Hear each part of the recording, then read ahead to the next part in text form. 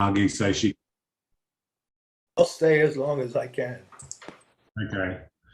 And so, I just got a sign that says meeting is being recorded, and I guess I put got it. Okay. Yeah, that's right. Okay, got it. Yeah, and Margie's going to send that to her. I guess I don't know if you call them co-scribes or sort of partners in the journey. Certainly, Mira and Joe. Yes. Let's call us partners in the journey. Although all of us scribe. I mean, this is what's come to us through the experience with the voice of the Holy Spirit. We all hear the voice, and you'll find in all of the books the messages that the Holy Spirit gives to each of them. So, you know, we can be co-authors, but the Holy Spirit is the author. Yes, okay, great. So I'll just do a quick introduction, and then I'll sort of hand it over to Margie to explain her journey. And then we're going to talk, the latest book that they've published, the One with God series, is book number 7. And I read it recently, and then we're just going to have a bit of a chat about that book. But Margie and I have been in contact for about 5 years via email, and this is the first time through this process that we've actually spoken face to face. So we're really excited about that. Margie started writing these books in 2012, and she scribes daily messages from the Holy Spirit that are approximately 1,000 words. And most of them start with, you know, what is your message today? Or what is your guidance today, Holy Spirit? And I feel that it's sort of based on the course, but it's also, it develops some of the ideas in the course a little further. So it's very interesting. And what really caught my attention was the clear and unmistakable voice of the Holy Spirit. As I read it, I felt it was very loving and kind, and that's certainly been my experience as I communicated with Margie when I was complaining about my relationship woes and all the drama that goes on in my life. Margie was always very calm and loving and kind. So I thank her for that, and I really honour that. And I feel the Holy Spirit, that the presence in her when we communicate. So, and I also think that this is a sort of a type of a spiritual practice to sit down, that anyone can do, to sit down and ask the Holy Spirit what your message is. And I don't feel when I do it, I don't feel like I'm sort of channeling the Holy Spirit, but I feel like it is inspired by the Holy Spirit. So it's me writing, but it's just slightly better than me on my own. You know, that's how it feels. And I feel it's a really nice practice to develop a closer relationship with the divine, with the Holy Spirit. So I thought I would start by reading from the homepage of the One with God website, and I'll just bring it up here. I guess, can everyone see this?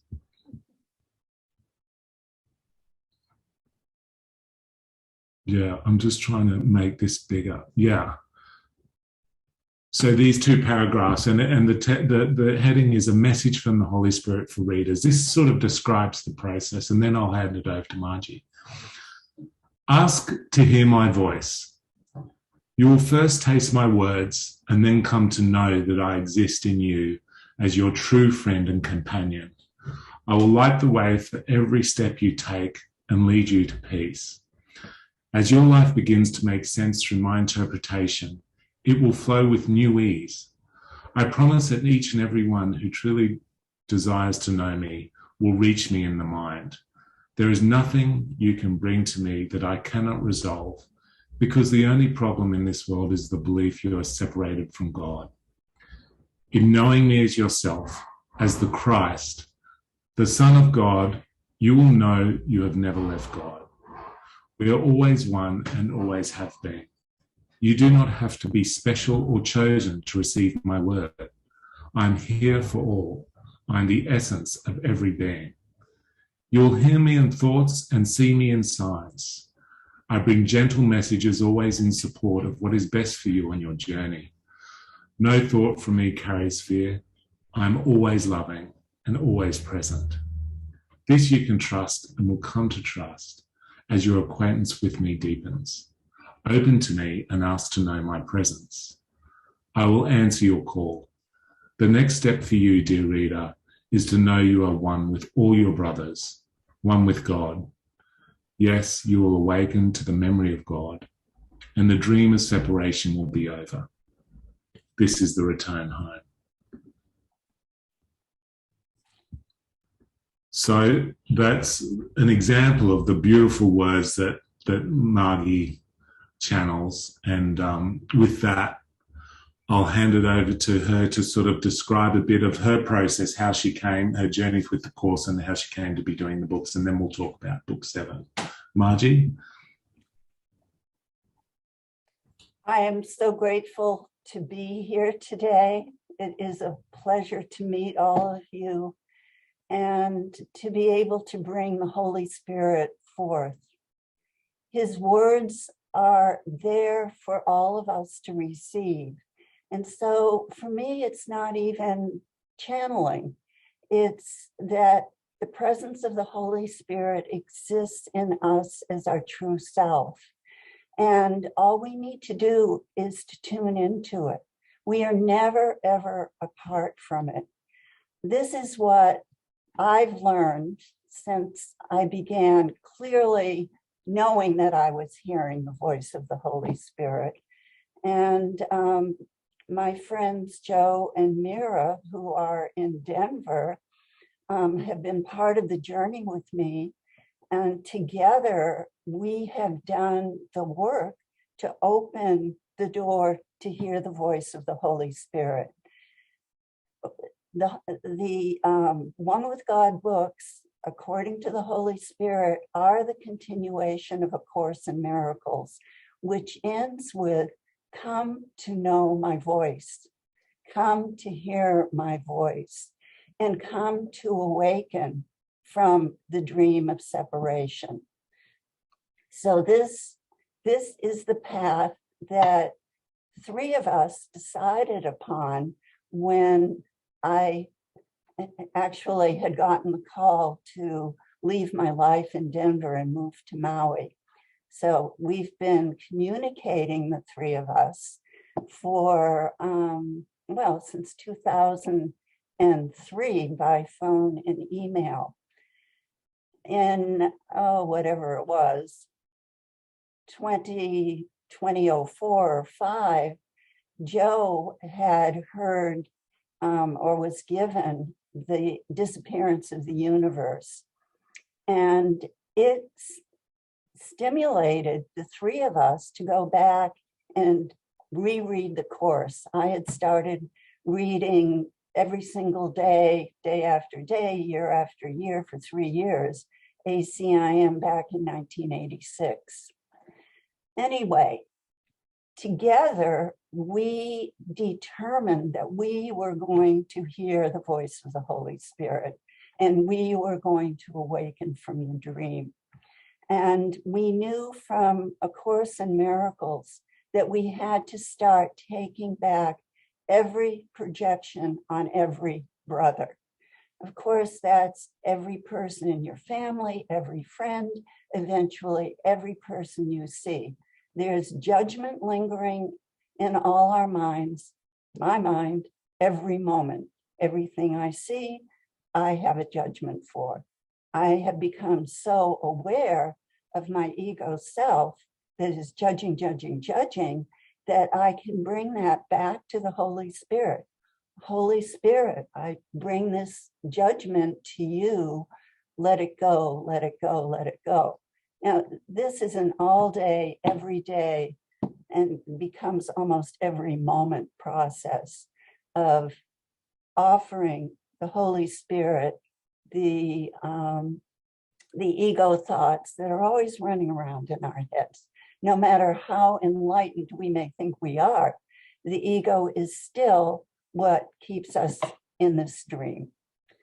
So after doing this with the three of us, it's Mira Balanoff, Joe Scholander, and myself, and we've been friends for years.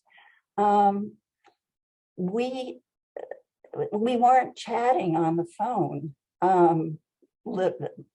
like you normally do. Our focus was really, what are you doing in terms of releasing the ego thought system?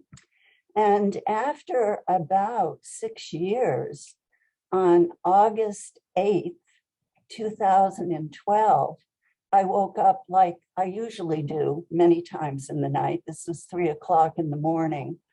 And I could see on the screen of my mind the word right, W-R-I-T-E.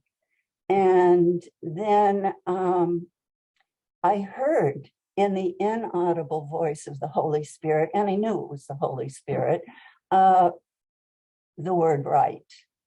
And I also knew from dreams, because I'm always in touch with dreams and asking for interpretations of dreams. So the Holy Spirit was very much a part of my life, but I'd never heard his voice. I have, but I'd never gotten a sign like that. And I said to him, if this is you, Holy Spirit, and you want me to write a book, which I knew write meant write a book, I said, then you're going to have to give me a dream. And it's 3 o'clock in the morning. I lay down and I went right to sleep. And I had this beautiful dream of walking down the sidewalk, and I could see a new sidewalk beside me that had huge arches over it. And a little boy came to me and he placed his blanket around our shoulders together. So, Peter, this is what I call the cloak of Christ. The first view of the cloak of Christ was being enfolded in the dream with him, next to him. And as we're walking, a father, and that's all that it's identified as, so I know it's the Godfather, comes up to the both of us and he hands me a book. And it has a blue cover and it has a raised rotunda on it. And I know in the dream that the rotunda means humanity, the unity of humanity. And I have this soft little cloth bag with me, and I put the book in the bag. When I wake up, the Holy Spirit starts dictation. This is probably about 3:30 in the morning.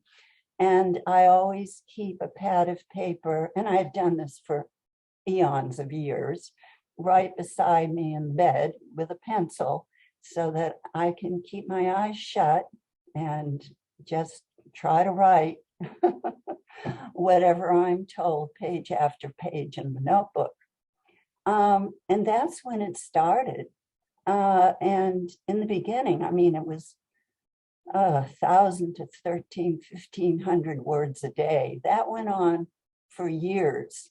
Now it's probably about 600 words a day, but I write with him every single day. And that is the joy of my life. And not only am I writing when I get up in the morning, now I go out onto my lanai, and it's usually dark, and I sit there and we talk and we write. In the beginning, I'd sit at my computer, 5 o'clock in the morning was usually when he woke me up, and just type. So now it's just sitting with him every morning and feeling his presence and the gift of his words. And Peter, I'm sure that you are directly hearing his voice. And those words are beautiful. In fact, I wouldn't even know if I were hearing his voice sometimes, because it's like, really, you wrote all of this down? And then I'd go back and I'd read it, and it was beautiful. It was beyond anything that and we call me MT for Margie Tyler, but it's also empty. Empty is what I'm trying to be. But it's nothing that MT could write. You will recognize the beauty of your own gift of knowing the Holy Spirit within you. So I'm really encouraging each one of you, if you don't already do this, to start asking the Holy Spirit whatever you want about anything that you want, and just being with it. And words can start coming to you. Just write them down without any judgment. And later on, go back and look. Now, the Holy Spirit doesn't always speak in words. He speaks in symbols. So everything I see now, I know is a symbol, because this life that we live is all symbols. Words are symbols of symbols, the Course says. So this morning, I went out onto my lanai to start writing with the Holy Spirit, and I got a beautiful message.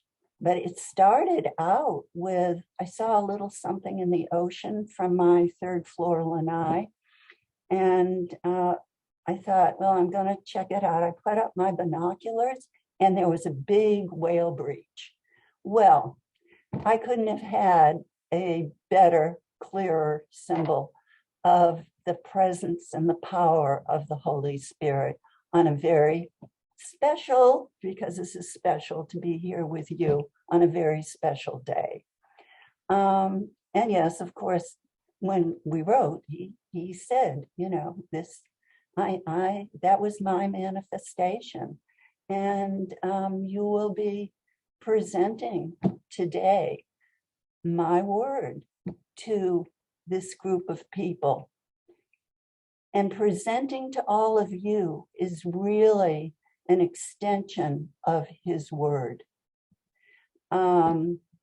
Beyond wherever I've been so far. I've never been to Australia. He says we're bridging another continent. And that really symbolizes going out into the mind and the universe through time and space, because this is exactly what his word is to do. Now, I'm going to pause and see if there's anything that anyone would like me to speak about. Is that okay with you, Peter? Yes. Yeah. Of course. We need a breath here. Yeah. Of course. Anyone is welcome to ask question at any time. And I like that you pointed out, Margie, that I like the distinction you made about you're not channeling. You're just, I think you said the Holy Spirit is in you, and you're opening the door to the voice that is already there. Yeah. That's right. Ourselves. It's not some dualistic process. No, it's not some entity out there that's talking through me. This is our Holy Spirit, and we are all the same. So Joe, Mira, and I all hear exactly the same voice. Exactly. But it speaks to each of us in terms of our own individual needs and questions. So this is what allows me to know that everyone is the Christ. We are all exactly the same. Now, I jumped in ahead of myself, but if there's any questions, we can go back to that. Just want to check, Teddy, did you have your hand up? I'm not sure these days. Yep. Yeah, I did. I wanted to say something. I don't know how to say this all. So, I've been hearing the Holy Spirit and Jesus since I was a kid. Oh, And wonderful. it's very, I mean, the joy is in the experience and the joining more so than what we're given to do here. Although I've been given a bunch of things to do, including publish A Course in Miracles. So I've heard a lot of people try to talk about their hearing, and a lot of them I just find to be fraudulent. They're making stuff up. But in listening to you, you've expressed a lot of the same components that I use to know that it's true. And because it doesn't matter how often it happens to me, I'm still wondering, can this be possible? Like, is this possible? And I get signs all the time to tell me that it's true. So in listening to you, I could hear that, you're true. And I just wanted to say that. I'm very touched. It brings me to tears to hear you say that, because that is the joy of our life, to have that communion. It's the whole point. Yeah, beautiful. Thank you very much. Thanks, Teddy. Yeah, really beautifully said. And Teddy's sort of the father of this group in a way, Margie. So it's always nice to hear from him, because he's been doing this for so long, and we always really appreciate his input. So yeah, I guess what we've sort of planned now is to start talking specifically a bit about Book 7. If unless anyone else has a question for Margie about anything we've discussed so far, because she started to mention that all of us are the Christ, that's all of our true identity. And this is the part of Book 7 that really touched me. This line in it, "You have received the mantle of the cloak of Christ," was in message 82, so the 82nd message of the book. And it really resonated with me. And then just to describe a bit of the process and how it works, Margie received a message yesterday that she shared with me via email. Would you mind if I shared a couple of lines from that message, Margie? Please. Okay, and it's specifically about this cloak of Christ, that I feel once we devote our lives to this path and to the course, I feel it's like we put on this cloak of Christ, and underneath that is our invisibility. We no longer are this form. We're the content of who we are. We are that Christ identity. So yeah, I'll just read a couple of lines from this email. Alison and Beat, did you want to say something? You're unmuted.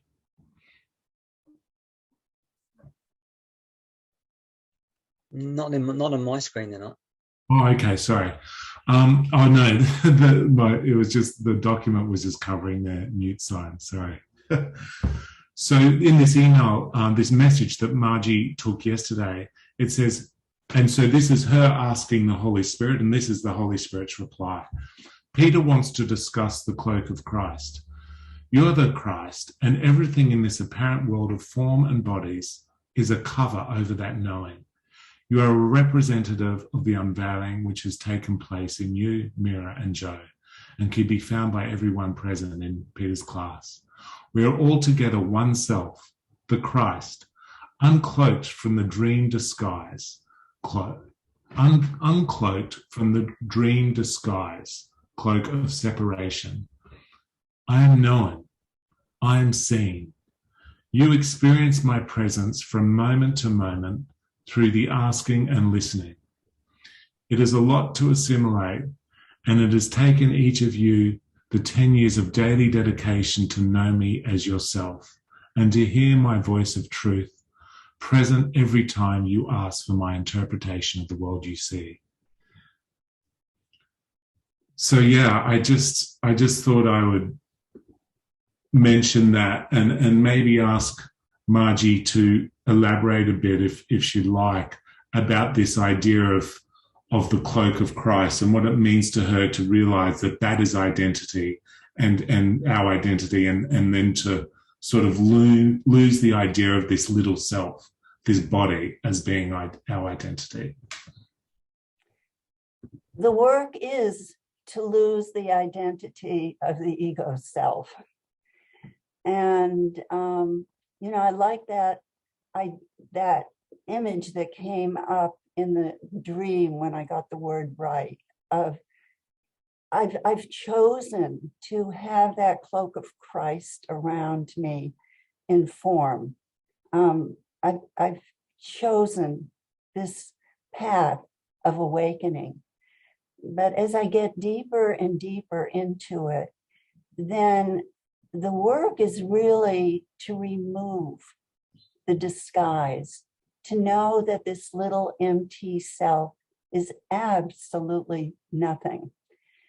The good thing for me is I'm going to be 80 years old this year, and I feel it. I've had a healthy, wonderful body working for me, but I'll tell you, it's deteriorating here and there. And that has really helped me to get that this body is not anything. It's nothing. It's a vehicle. It's a vessel that I know is being lived in order to manifest whatever the Holy Spirit has in store for me to do in this world, to bring my own awakening. I'm all there is, but to bring about the awakening of everyone who is ready to see and hear him. We're all that vessel. We're all now receiving these words. So each one of you is also emanating that knowing unseen through the mind. And this is kind of the most important concept, is that we're only a projection of mind. We're not real. And when we can really begin to grasp, I'm just a projection of the thoughts that are in the mind that belong to the whole sonship, the whole of humanity, the whole of beyond the beyond. Then we can begin to let go of the identification with the ego self. And that brings us to our own invisibility. That's the uncloaking. And so that message that came for you, Peter, was for you and me. It was another way of unlayering the belief that I'm real. I'm not real. I'm just a thought of God, a thought of love. And that is the truth. And when I look at each one of you, we are also a thought of love. And it's all the same. We all are the same. We all have the same voice. And that is the beauty of doing scribing the words of the Holy Spirit. We can read them and we can see Helen Schuckman. We can see Impersonal Life. We can see Jesus Calling and God Calling. They're all the same. All of them are hearing the same voice that you will hear or do hear. Teddy hears it. You'll have to tell us, the rest of you, what your experience would be. But we all have that. And that's the gift of knowing. And that's the uncloaking. Did I explain that? Yeah, yes, beautifully, Margie. Thank you so much. I just had the image. I don't know if it's from Harry Potter or one of these movies where someone's wearing a cloak and you can see them when they're wearing the cloak, but when they take it off, they're invisible. And so it's like once we're doing this, we're wearing this cloak, so we can see that we're a body, but we know underneath that we're invisible, we're the Christ. And I think that's one of the other books, one of the previous books in Margie's One with God series. There's a message that says, and I've mentioned this in the group before because it really also resonated with me. When you're brushing your teeth in the morning, look into the mirror and don't see the form, but see the Christ. So overlook the form and imagine you're looking at the Christ, which is not this image. It's this identity of perfect love and this loving thought in the mind of God. So it's just getting used to that idea that we're not this physical body, that we're this invisible identity of Christ. I'm sorry, go on. No, that's it, Margie. He's going to show each of us, he does show each of us this opening in a different way. We'll each receive it in the way that will touch us. And one of the ways that he did that for me was while I was sitting, I like to sit on the rocks right at the edge of the ocean and watch the crabs back and forth. And one day I was sitting there, and when I left, I realized that I had been there maybe a half an hour longer than I normally am and lost a half an hour of time. And we called it the disappearance. So I lost, and it was like a film strip, and a part of the film strip had been snipped out. And it gave me the sense that it doesn't matter. This form doesn't matter. It's a form really that comes from the mind, and it can be clipped, it can be deleted. And I'm still one with God. I'm not explaining this too well, though. I understand what you're saying there. And it sort of leads on to this next point that we're going to discuss from the book, unless anyone has a question about anything we've talked about so far. This next message number 90 in book 7, it talked about when we're triggered by something in the world, to imagine the invisibility of your little self, leaving only the light of the divine to shine through. I think it said, morph into the thought of invisibility whenever you're stressed. That's the direct quote. So again, this is like this little practice where we imagine ourselves as our true nature, not this body. And I think it's like this process of divorcing ourselves from this idea of this physical form and going back to this quiet, loving presence within us, which is the Christ, and which is sort of this thought of invisibility. So that's, again, that's what we were sort of talking about there. Vicky's joined us with Teddy. She's also been teaching and studying the course for many years. So thank you for joining us, Vicky. This is Margie in Hawaii, Vicky, and we're just going through the latest book 7 from the One with God series. The next point that I wanted to go, it's message 106. And the quote that stood out for me was, thinking of your dream life as a room in the mind is helpful to you. It then can be contained as a thought filled with boundaries. So this is this idea of imagining the universe as a contained room in our mind that can be placed and finally absorbed into the palm of Christ.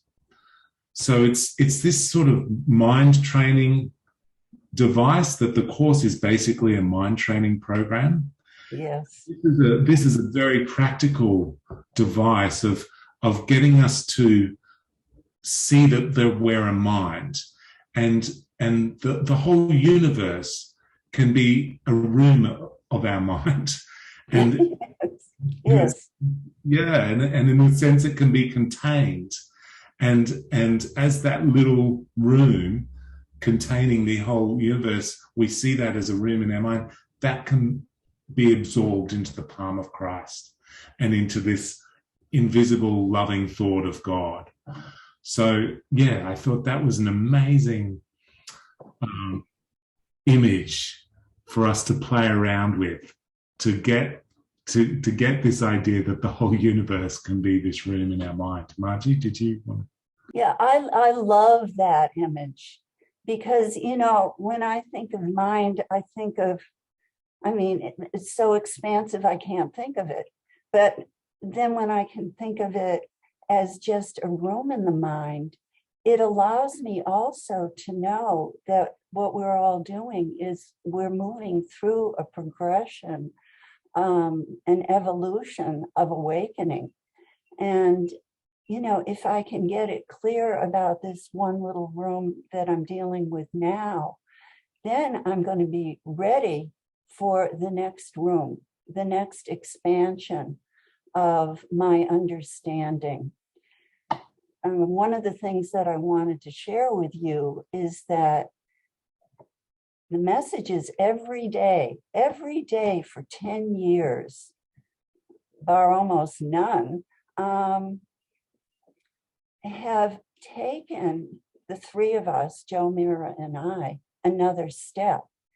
And we laugh, they laugh at me every day when I call and I say, guess what? And then they laugh because they know I'm going to say, this is the biggest one yet. Because each day has been a deepening of understanding. So that little room, you know, slowly is expanding so that I'm able, my little self or whatever it is, the decision maker, whoever it is that's comprehending that, who I am, is expanding more and more and embracing, really, it's embracing the love of God that goes beyond, and it goes beyond mind too. I mean, mind is still an image. We're going beyond all image.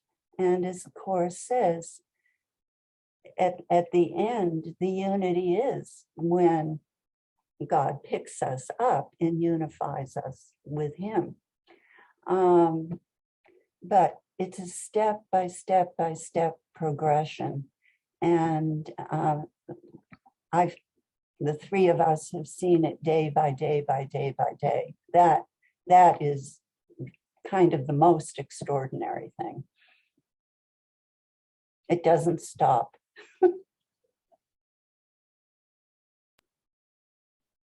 Yeah, and I think that's one of the really beautiful things about the book series.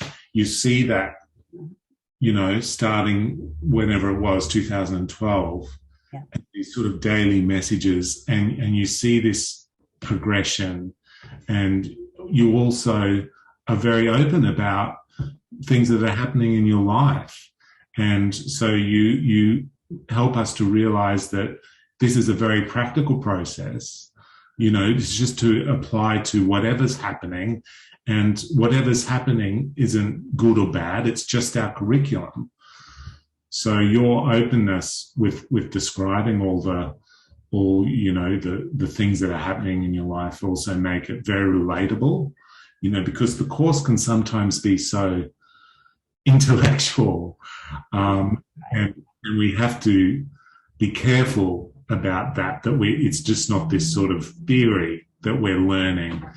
At the end of the day, we're a thought of love in the mind of God, and it's that extension of that love that is going to awaken us to our Christ identity, not a theory, So your books helped me to realize that, because of that honesty about what's happening in your life every day, and how you three were able to then apply that, keep taking whatever the curriculum is back to the teaching of the course and to the Holy Spirit's message.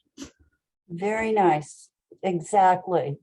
So no matter what happens, I finally come pretty much to the point of asking the Holy Spirit about everything.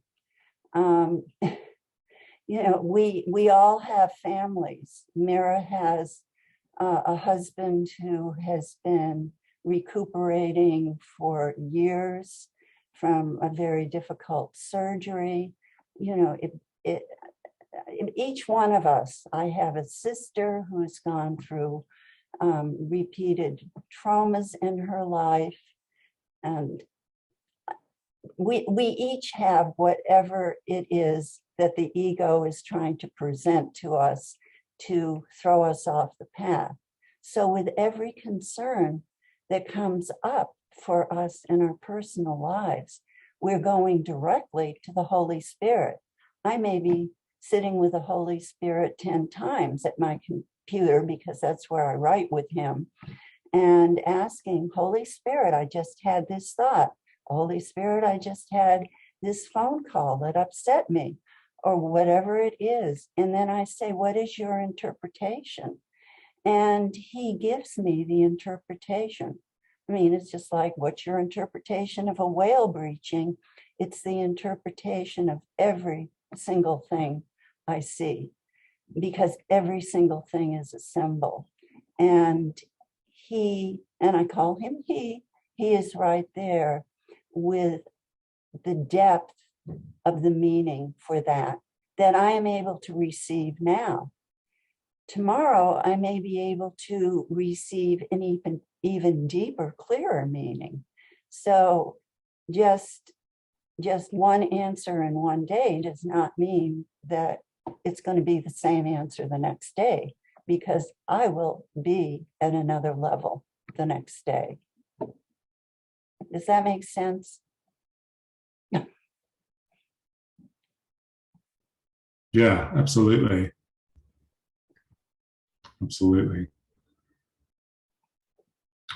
So yeah, the other message that I wanted to look at was message 37, where it's this, we've been talking about a little bit about in this group, this idea of, in the world saying, I love you, and how that is sort of loaded, and what it actually means as a Course in Miracles student, or when you're on this path, to say I love you in the world, and how can we sort of use the principles of this path to that statement. So in message 37 in the book 7, this is Margie sort of making a statement to the Holy Spirit, and then the Holy Spirit's reply. So Margie says, and they're talking about a lady named Rose, which is obviously an acquaintance of Margie. It's a baby. It's a baby. Right. Yeah.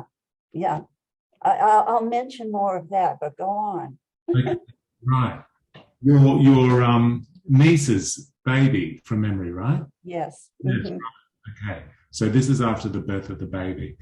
So Holy Spirit, I'm not loving a body, personality, but the spirit of which I know is myself. I will love you in her. And the Holy Spirit's reply was, feel the experience of accepting Rose as yourself. Also feel the opening it has brought your judging heart. Families extend, as do galaxies, and you're all joined in a group of love. So for me, this was about, and obviously that's a very emotionally charged situation when we've got a newborn baby in our lives who's a family member and everything. And this for me was sort of developing that idea of seeing the Christ in everything. So when we're saying, for example, I love you, we're not referring to the form of the body as students of this path. We're referring to the content of the Christ. And we're seeing the true identity of the Christ self in that person, and we're acknowledging that. And that can be said, that can be expressed in the words, I love you. So that was the idea that I thought was interesting, that we can relate to the Christ in everything. And in doing that, we become a bit more invulnerable to the ways of the world. So we're no longer sort of entirely dependent, for example, on the health of that body or what that body did and for how we feel about it, because we're now seeing the true identity of that as the Christ. And it matters less how that body is interacting with us, because we know that is eternal spirit, whole and innocent, released and forgiven. So we have come to the understanding that we're seeing the Christ and sort of protecting ourselves a little bit from what happens to that body in the world, or what that body does to us in the world. Is that? Would you like to discuss that a bit, Margie? Yes, I would. The most difficult, now I'm going to cry too, experience in my life, in a way, has been my sister's journey, which has been very painful. And this baby is her granddaughter, and the baby was born addicted to heroin, and spent weeks and weeks in the hospital getting detoxed from the heroin overdose. Anyway, so that gives you an idea of some of the background that goes into the birth of this baby. I also was given by the Holy Spirit to know that this baby, now 3 years old, is to be a blessing in this world. And I really embrace that she came in with such a traumatic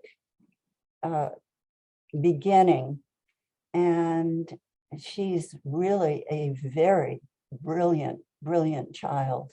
And I think, and the Holy Spirit lets me know that she will bring great healing to the world.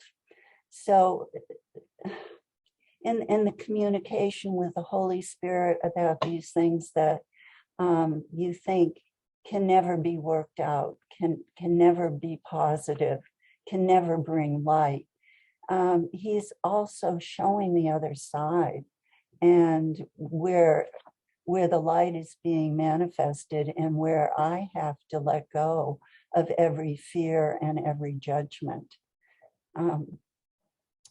Yeah, so it's not like, you hear the voice of the Holy Spirit and then everything is bliss. That's not what it is.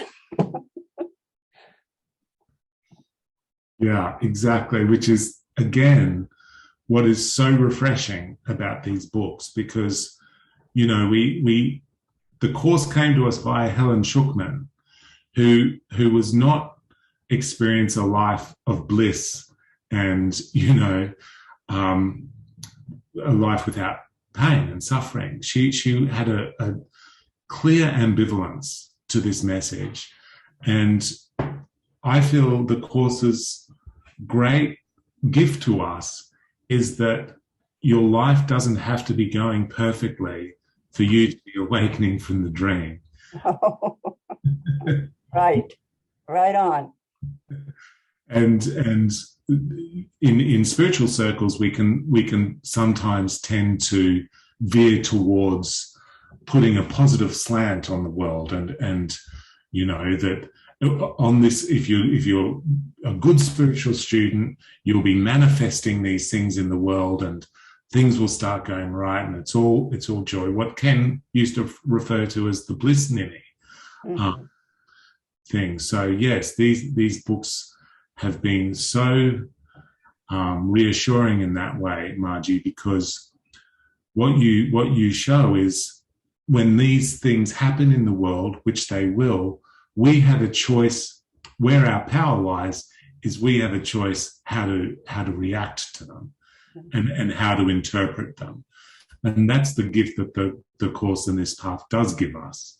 We can choose, as you did, as the Holy Spirit said here, feel the experience of accepting Rose as yourself. Feel the opening it has brought your judging heart. Families extend, galaxies do, and you're all joined in a group of love. So he's not saying do this and Rose's suffering will stop, or the mother's, but he's saying that you can begin to heal the mind of that we all share, the one mind, by seeing Rose as yourself. And then that will result in a cessation of suffering, maybe not in time in that particular instance, but for the one mind. And that's everything. We can find our invulnerability in the world through applying this principle of seeing the Christ self in ourselves and in others. And I would also add that it's really important, and this is something that gets clearer and clearer over the years, to know that this is a dream, that none of these characters are real, that they are projections of my ego mind. And my work is to really let them go as projections of mind. And there's still, I'm still in the world, and I love my sister as my sister in the world, and yet I've come to know that she is my projection. She is the projection of my ego self. So there's a lot that's going on in the mind all at once to release the body, release the drama, release the ego thought system, and come to know that the only thing that is true is the Christ that lives in me. That's it. Nothing else is true.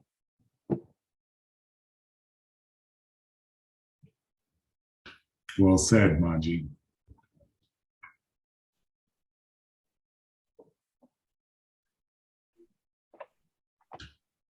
Well, that's pretty much all I had planned to talk about. So unless there's questions or Margie wants to say anything further about what we've been talking about, I'm happy to end it here. It's been an hour, so but whatever you feel, Margie. No, I feel that what I just said was the completion. Yeah. I am the Christ. That is my reality. That is all of our reality as one self. We are the one sun.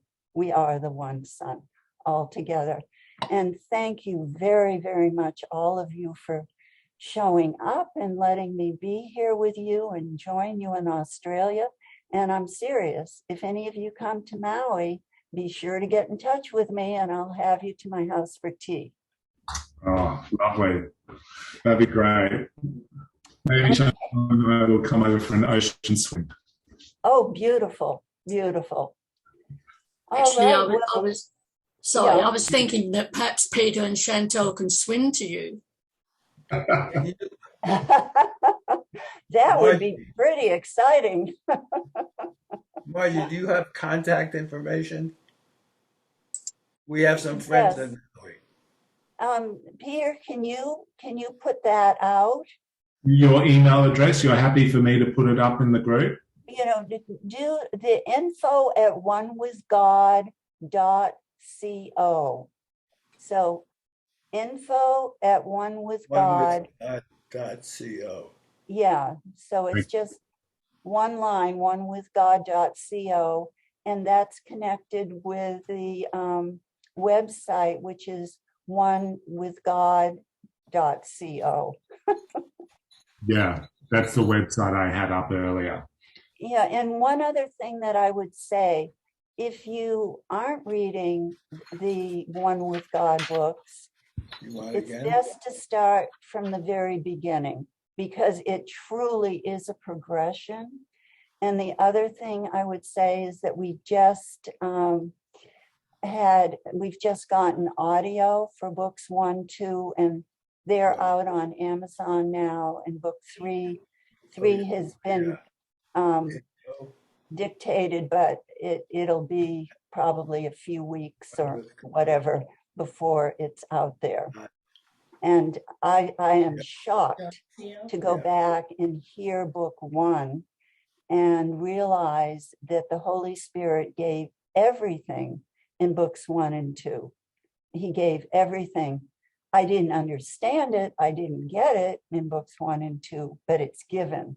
And at this point, I do feel that I'm living it. So, thank you very much. I'm going to leave, and I'm very grateful that you all came. Thank you, Margie. Yeah. Bye-bye. Thank you. Namaste. Namaste.